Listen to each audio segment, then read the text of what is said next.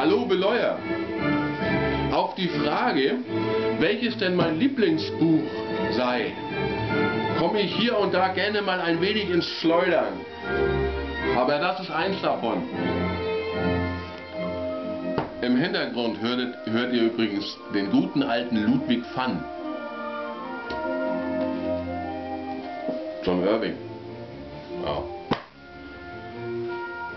Das ist noch nicht einmal ein Drittel, nicht einmal ein Viertel, nicht einmal ein Fünftel derer Bücher, die ich hier bei mir zu Hause so rumstehen habe.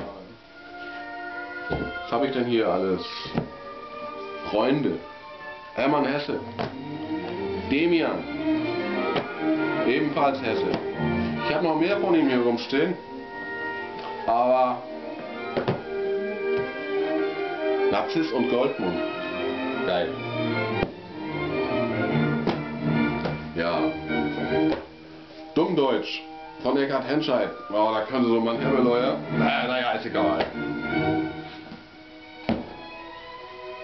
Was haben wir hier noch? Hemingway.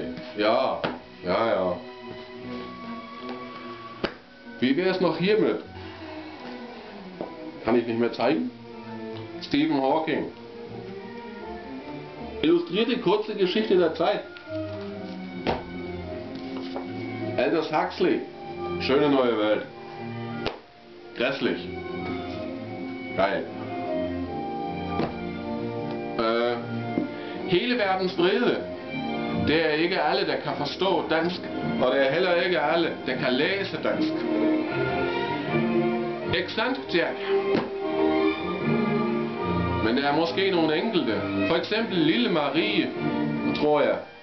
Men det kan også være lige mig. Jeg stopper lige her.